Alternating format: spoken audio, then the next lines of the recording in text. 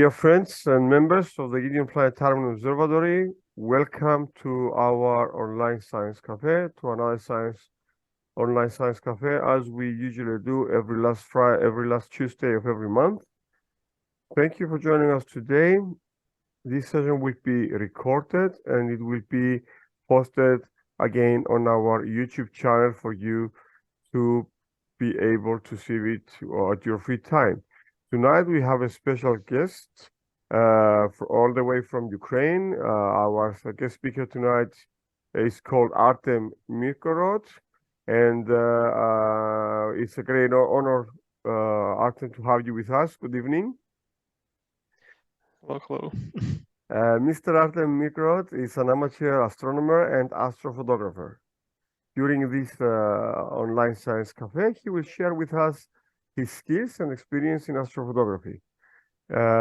He will also demonstrate how to stack images of deep sky objects and how he processes them using freeware software, so that anyone, even if he doesn't afford to buy a software, he can use this free software to edit his or her pictures. So you will become familiar with these basic features of deep sky stacker software and similar applications. And it's a good chance for you to see the recording as well, so that you can go front and back, stop it, try to follow his instructions to manipulate your images. So Artem, the stage is yours.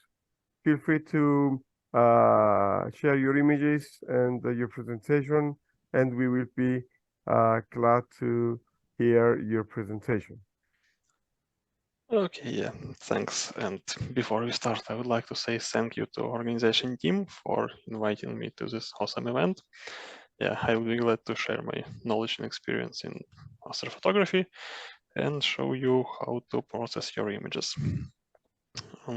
So let's talk about me a bit. So, as you may already noticed, my name is Artem, and I live in Ukraine. I do some astronomy stuff for more than 15 years, I guess, yeah, and do some kind of astrophoto from 2011. And actually, I live in quite big city, which has about 1 million inhabitants, and obviously it is hardly light polluted. And usually I went outside the city to avoid light pollution and took deep sky images there. But now time changed, and as you already know, here is a war in Ukraine, and civil people are not allowed to be outside of the cities at night. So the only place where I can take photos is just my home. And yeah, not a good news, but anyway, let's review my equipment so you'll be aware which equipment I use to take photos. And here it is. So as a gear, I use Skywatcher Adventure Pro Sky Tracker and use mostly two cameras. They are modified Canon 600D. I use it for nebula photos.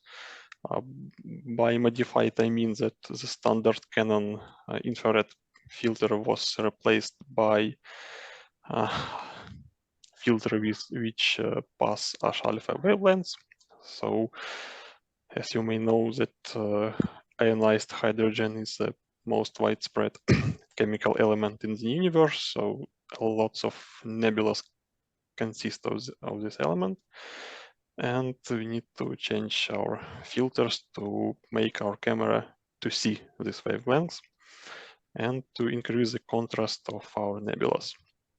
And also I use just stock Canon 80D camera for galaxies and star clusters astrophotography.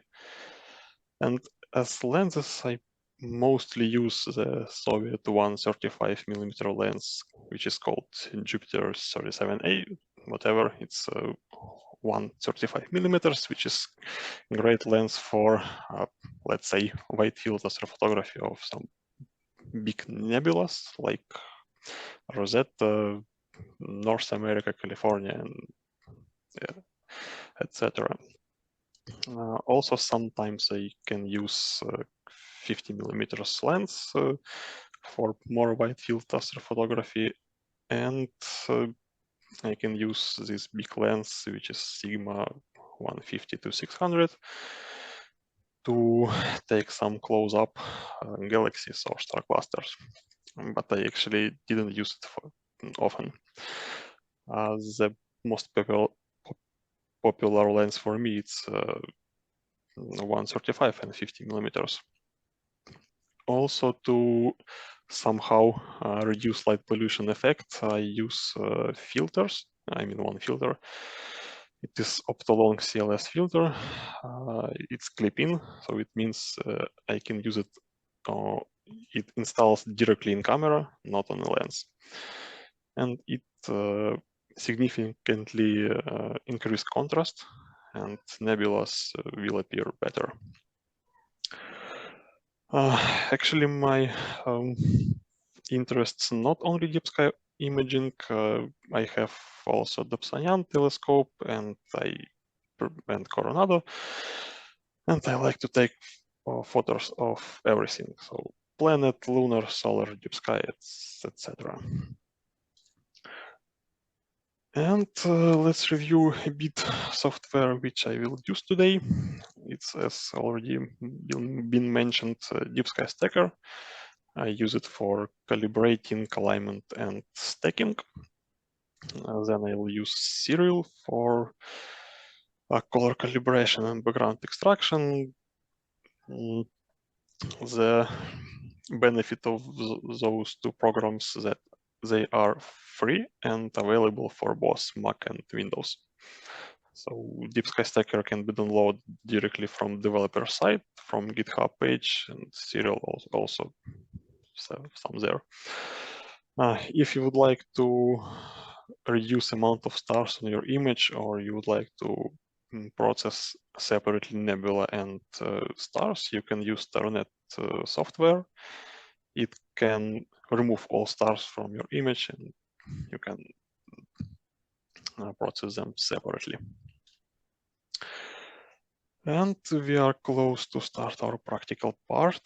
And let's imagine that you already taken your lights, which are actually your images of your object, and you also took calibration images. And let's have a really quick overview of what they are. So we have three types of calibration images. They are dark. They are aimed to remove sensor noise. How to took them? You should use the same exposure time, the same gain or ISO if you use the DSLR, and outside temperature should be the same as for lights, and you close lens cap and take pictures. As a result, you will take the totally dark image with only noise in it. And after, when you will process your images, this noise will be subtracted from your deep sky image, and signals noise ratio will be increased. Also, we use bias or offset images. They are aimed to remove reading noise. It's probably the easiest type of calibration images to take. You need to set up the lowest possible exposure time for your camera. Or if you use some cheap DSLR, it's most likely will be 1/4000 second. Use the same gain or ISO and close lens cap. So the next type is flat. Flats are used to remove vignettes and some dust spots if you have on your lens of your matrix. They should be took by photographing some white, flat white surface, or you can use dusk or down sky, of course clear. So as a result, you will take the really flat file with only defects like vignettes and dust spots, and as usual, When processing, these defects will be subtracted from your image, and your image will be without some defects. It's better to take from 25 to 20 types of each and use them in stacking programs. And by the way, yeah, there are lots of software which allows you to calibrate line and stack images. They are, as I mentioned, Deep Sky Stacker. Serial also can do this. There are also peaks inside, but it's paid.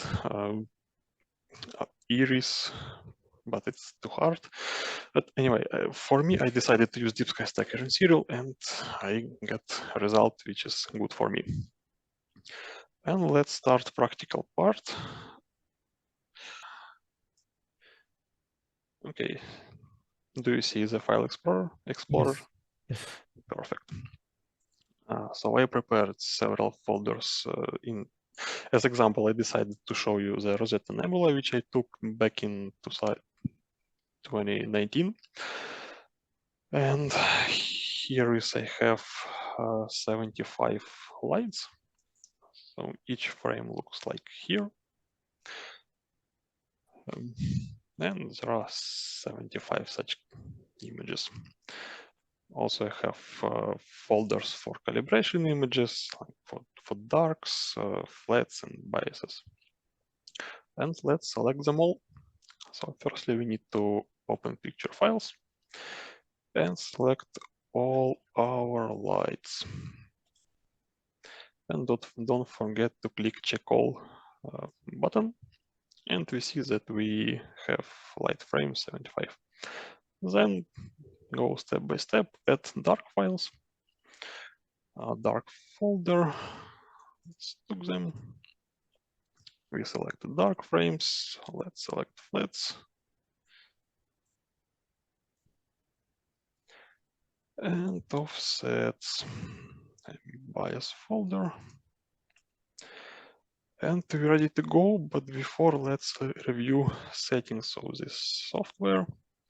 We can go to settings and register settings. Here is only one item to adjust. It's star detection threshold.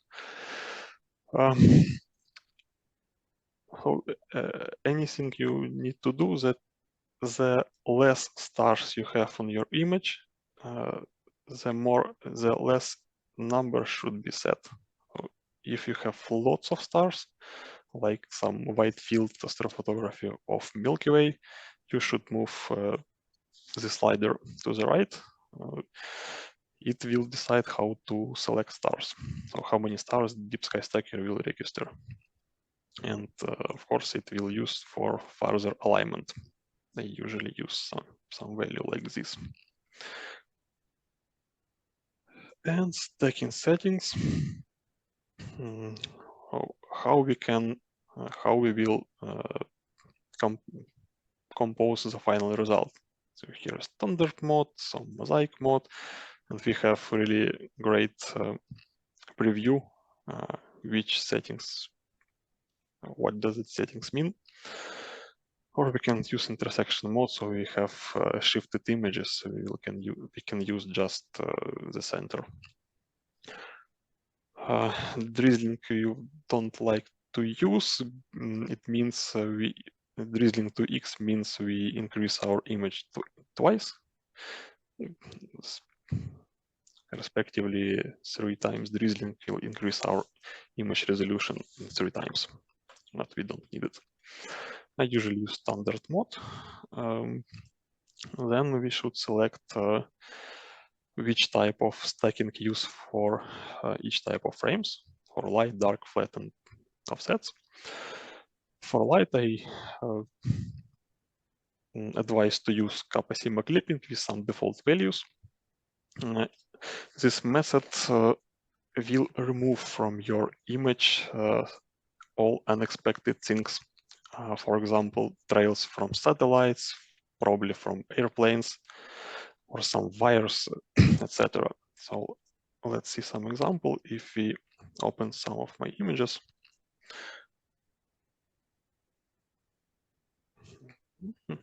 So on this image, I have one satellite track. on this event too. Of course, we don't want to see them in our final image. So when we use sigma kappa clipping, our deep sky stacker just removes these signals and we won't see them on final result. And for calibration images like dark flat offsets, we can use any. We can use average or median, it really doesn't matter. Yeah, alignment tab. Actually, everything is displayed, described here. Automatic is best choice in most of cases. If something go wrong, you can play around with these settings and use different algorithm of alignment. As I know, for example, if you use wide field astrophotography from the just strip tripod without any guiding, it's better to use B squared or B cubic method to somehow remove distortion on your images, and it will be better to align. But anyway, automatic is the best choice for most cases. And here we should select output frame. I mean, if this checkbox is selected, Deep Sky Stacker after processing will create automatically a file with our stack result. And actually is pretty much it. Let's start actual calibrating, alignment, and stacking. So all you need to do is click on this button, register check pictures. So everything is checked here. And we have some summary, and we have darks, flats outside checked. So that's why this window is green. If you do not select some calibration images, it will be red or orange, but anyway. And I use 100% pictures to stack. So we can select this lower value. It means that after registering, Deep Sky Stacker select, for example, half of best frames and stack it.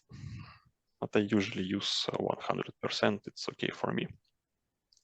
Just click OK, and one more confirmation window that we use standard method of combination, automatic alignment method. We have selected offset, darks, flat, and etc. etc. Just hit OK, and application will start registering images and calibrating them. Actually, this process will take a while. On my machine, it will take about 15 minutes, and I don't want us to waste our time just looking at this processing. So that's why I stacked images in advance. And I suggest to continue in serial. We can just minimize it. Let's, yeah. So after Deep Sky Stacker finish, it will create autosave file, which is actually a result of stacking. And then we need to continue with processing. Let's open serial.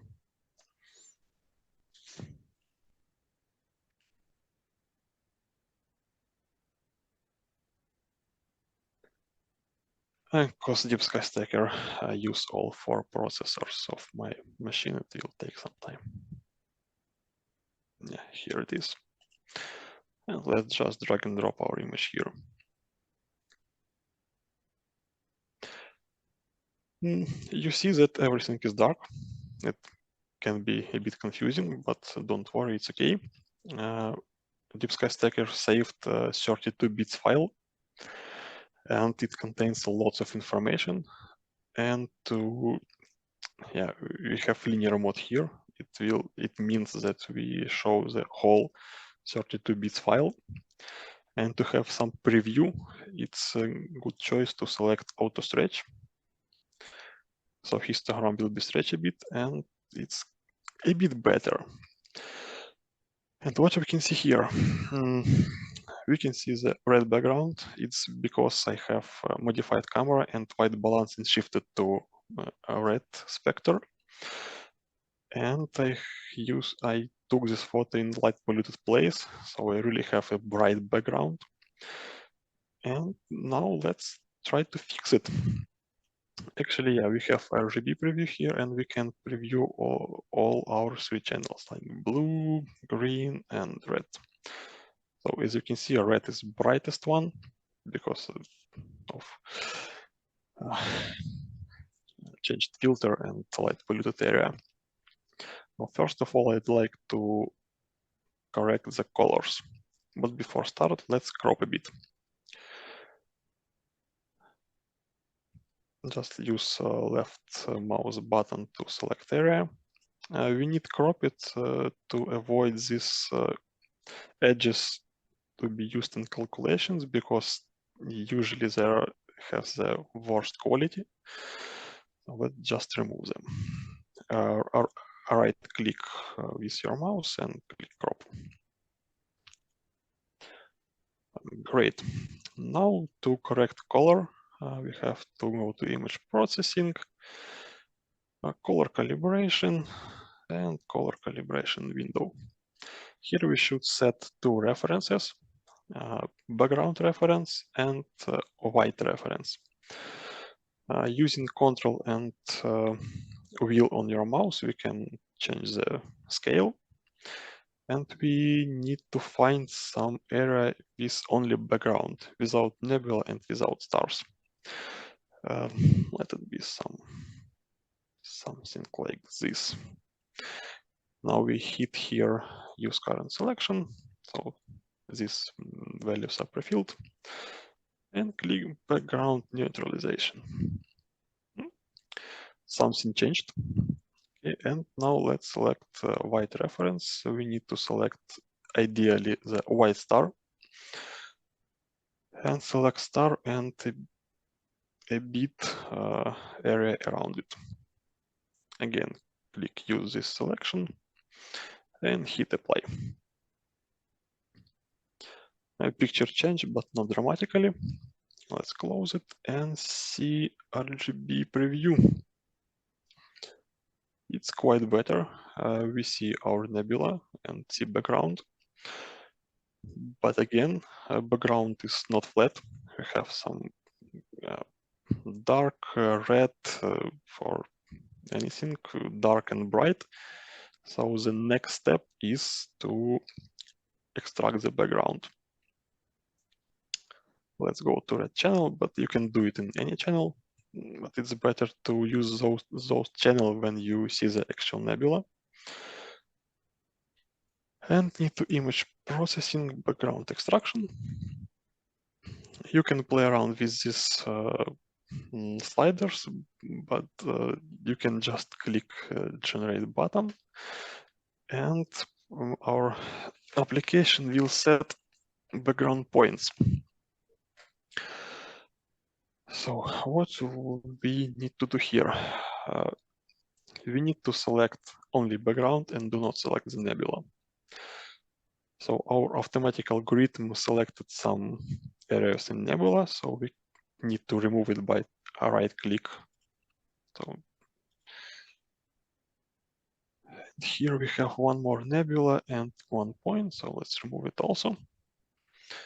And if needed, we can set more points by left mouse button. So actually, I like the default selection. And now all we need to do is compute background.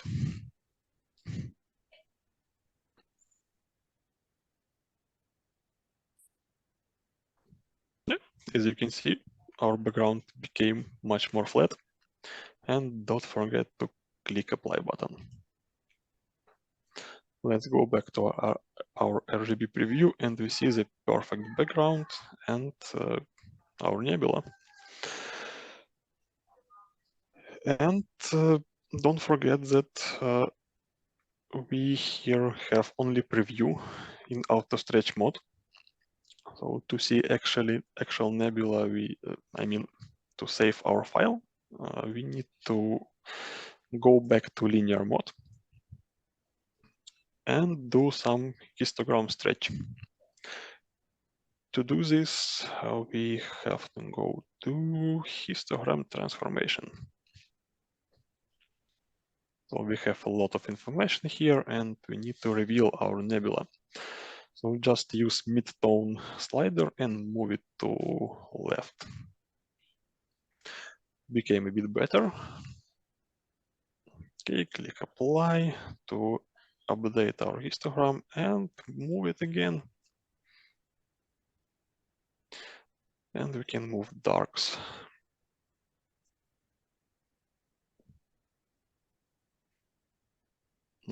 Much more better.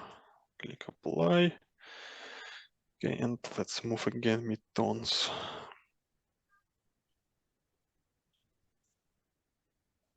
You should not to cut your histogram like this, because you will just lose information. It should be in this window. Okay, something like this. I believe it's okay for now. Click apply.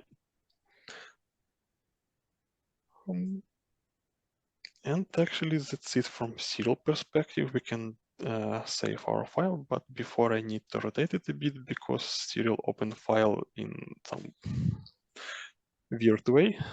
Just let's rotate our image and flip mirror. Not this one. I don't remember the actual position, how it should look like. Probably like this. Let's check our actual lights.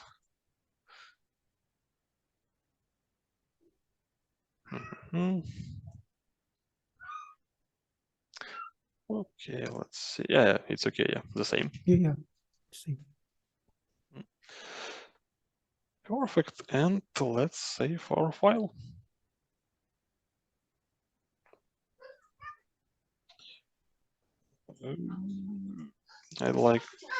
I suggest you to use TIFF because TIFF images are used in StarNet. Let's rename it somehow, doesn't matter, and click enter. Now we don't need 32 bits scale, just use 16. Yeah, here it is.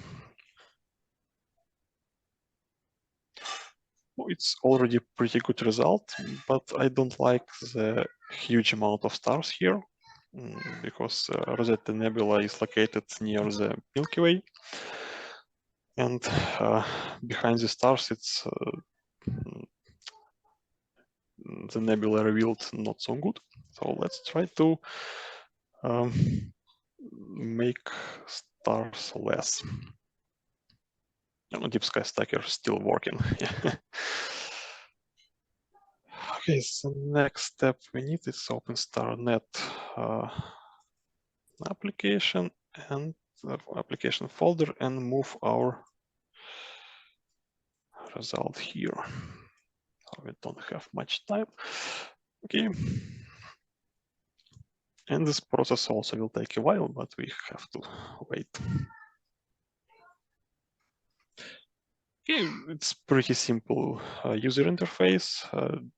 Just need to select our image.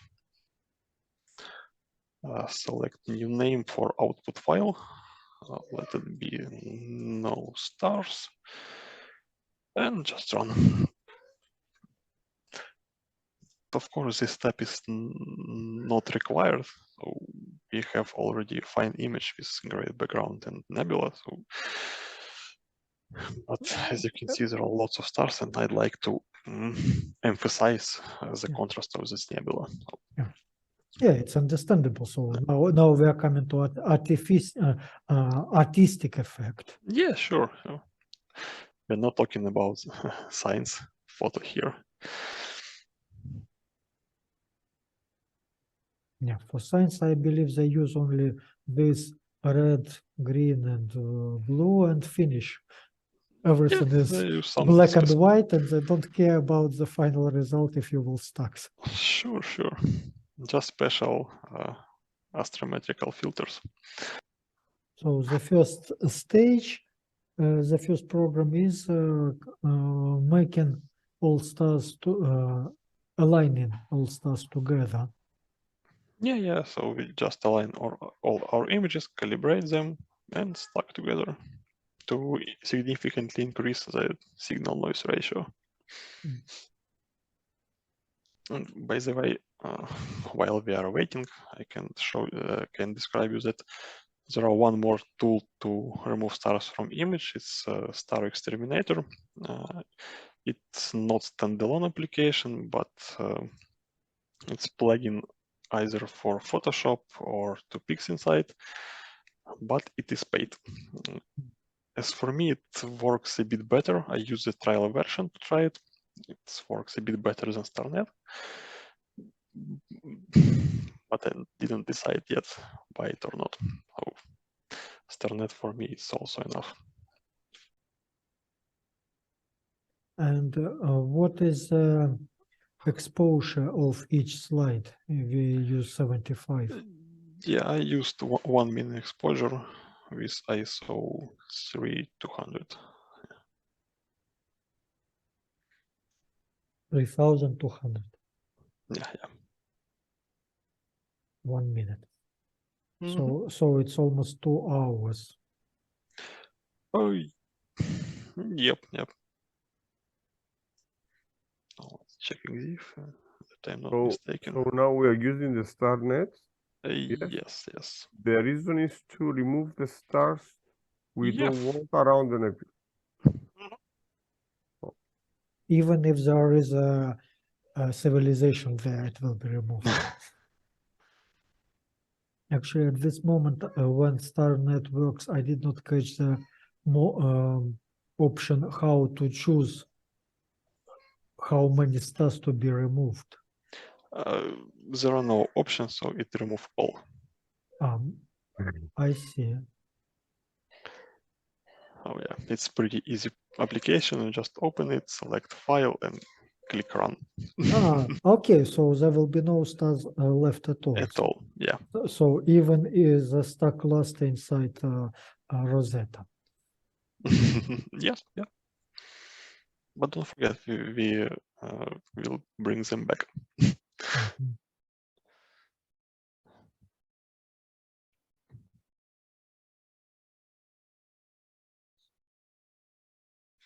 So it will be you who will decide which star to remove and which star to keep.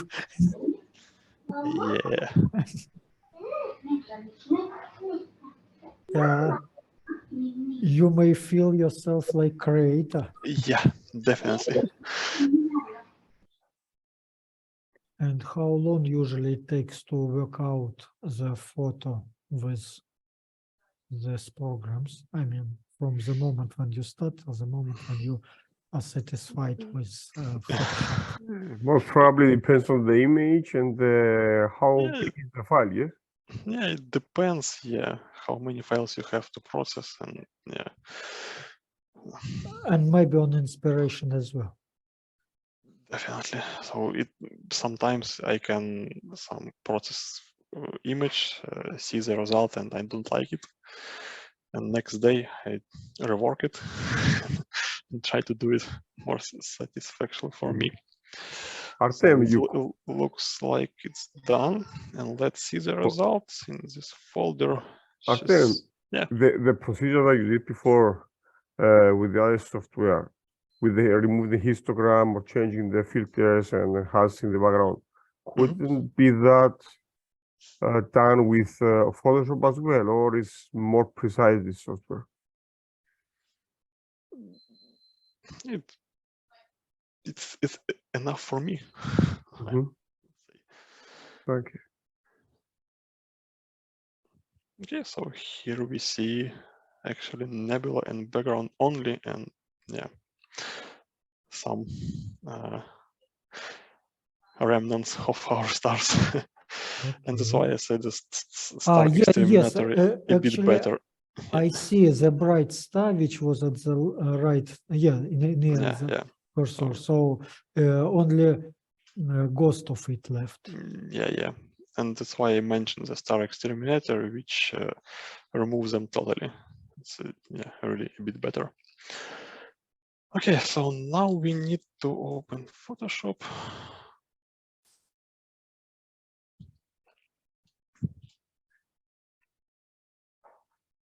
Actually, now we get image without stars, and now we need to get somehow stars only. So let's open our file with no stars.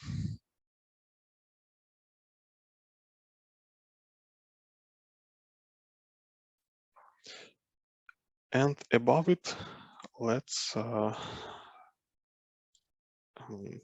put our original image. Yeah, so we have two layers, image with stars and image without stars. And in order to obtain stars only, we need to select difference blending mode. And we see only stars.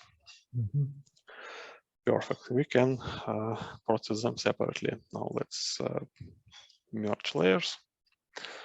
And we see that here is lots of halos around each star, mostly red and orange. It's due to my special camera. And let's remove it. Let's remove it. To do this, we need to open camera filter. I'm sorry, maybe stop at the moment. Yeah. Is it possible to see the color of in center of star cluster of Rosetta? Yeah, sure. It will be a bit green. Yes. In our case. We will also try to remove it. Okay, now I understand. We need the difference tool. We can remove any color. So now I'd like to remove some red and let's say green and yellow. So let's move the sliders to the red spectre and remove a bit. Oh, no. Anyway, it became a bit better before and after. Oh, quite less. And remove green and yellow. We need to use another sliders and try to remove it. Yeah, also a bit better. It's hard to zoom normally. Okay, let's click OK. Yep, became a bit better. And now let's darken a bit them. We can use either levels or curves, but I prefer curves. Control M if you use Windows, and just make it not so bright. You can play around with these sliders. The main target is just to make it darker. We lose some stars though. But... Yeah, sure. Some all not bright stars maybe we lost, but bright stars became not so bright. Usually those that they also have noise as well, yes? Yeah. And now let's, again, we have one layer. Let's add one more layer without nebula without stars again. Enter. And if we need, we can adjust colors of the background and probably saturation of this nebula. Let's use again curves. So Control M and try to remove some green background in the darks. It's becoming a bit better. And increase saturation.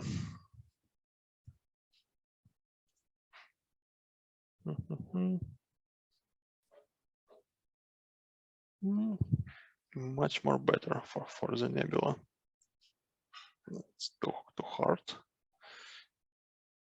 Okay, I use my laptop here, but it's a good idea to use normal monitor calibrated, because usually laptop monitors are not so good for colors. Just use it for demonstration purposes. And again, let's color is okay, maybe to make it a bit brighter. if we would like to. And then let's change the blending mode to linear dodge. And we see that nebula is revealed quite better. And we have less stars. And if we would like to adjust stars to be more or less, just select this layer and use curves or levels, whatever you want. So we can make it brighter or make them not so bright. I believe this one will be perfect solution. Hit OK, and now we can see here even some dust. And yeah, I believe that's it. So let's just merge. Merge our layers, save the final result somewhere. Let it be here with Photoshop. Okay, we don't need it, and let's check the summary. So I'd like to create some folder. I don't know this one. Okay, control copy. Let's post it just here, and so let's take one image from original. So this image which we get from our camera, this is a final result. So this is a result with stars and without with less amount of stars, which is help us to emphasize the nebula itself. And yeah, actually that's all that I wanted to show you today. Excellent. Again, if you have questions, feel free to ask. It was really excellent and really detailed description. I bet that anyone who didn't use the software could go and using these steps and playing a little bit with the software to make some slight adjustments could get some great images. And it's a beautiful image as well. And I would like to thank you for presenting this with us and sharing it with the public, because many people are a little bit afraid to play with the histogram or afraid to play with some details in the software because they're afraid that if they change something, they cannot find it to change again because there are a lot of parameters there. But there is always, if I remember well, there is a place where you can reset the palettes and the settings for the software as well. So you don't need to worry about it. Okay. Do we have any questions? Yes, I have. Okay, go ahead. Here we have Rosetta Nebula in center, and from the Rosetta Nebula to, let's say, at 7 o'clock, there is one more nebulosity similar color. Yeah. Yes. Does it have name? I believe it has only number in New General Catalog. So it's already named. Yes. Ah, shame. I see your point. I see. We didn't discover something new. Yeah, of course, these images that they are adjusted for beautiful images, we lose the original information related to the colors and to the elements that they actually contain in the nebulosity. Correct? Actually, I would say color is pretty much the same to original one because, as I mentioned, I use the No, I'm generally talking.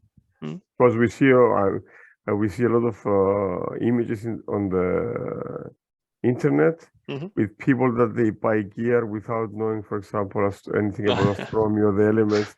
We see some beautiful images, but they're not related to the actual color of the gases that they are emitted. Yeah, I see. Usually with the emitted light. Yeah, we have Hubble palette, which is narrow band filters, and lots of people shot with narrowband filters like Alpha O3 and S2, and then combine them together, and yeah, we have really not real colors. Okay, so Artem, thank you very, very much for your presentation. We will be again together, guys, next month. We will have we will celebrate together in May the International Day of Light, and also on the last Tuesday we'll have another guest that will be announced soon. Thank you very much for joining. Yeah, thank you all. Thank you for attention.